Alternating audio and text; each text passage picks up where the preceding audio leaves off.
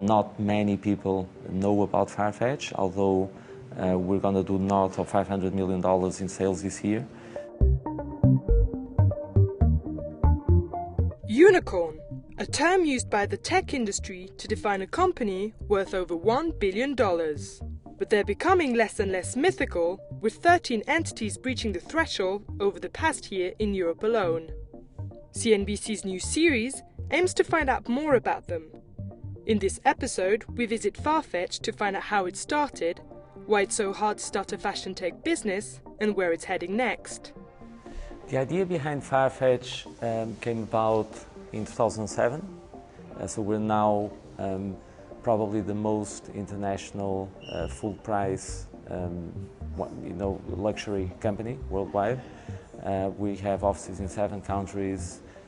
We operate in 9 languages. The stock you see on FarFetch is sitting in boutiques in Paris, London, Tokyo, 25 countries around the world, over 300 locations. And what our platform does is allow anyone around the world to buy that stock, and we will take care of all the picking up from the store, packaging it beautifully, delivering it anywhere around the world with duties prepaid, so no surprises in terms of custom clearance, customer service in the customer's language, localized payment system. So all the e-commerce functionality is built into the platform in a very transparent and seamless way for the boutique and for the final customer.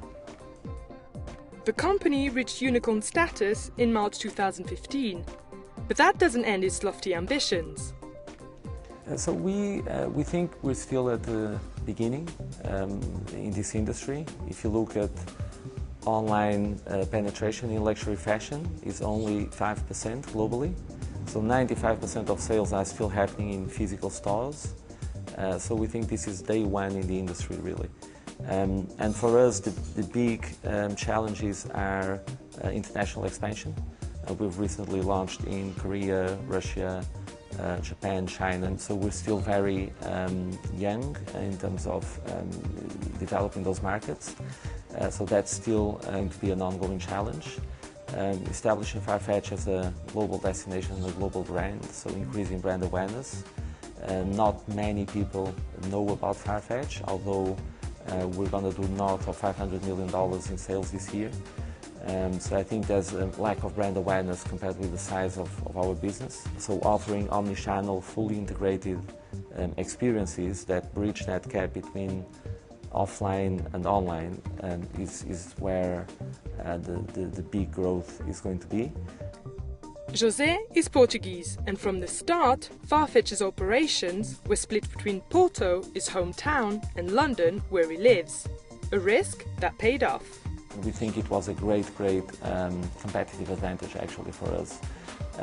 I think London is really at the intersection of the creative industries, not just fashion but also design. All those métiers are very well developed in London, so we have a fantastic talent pool.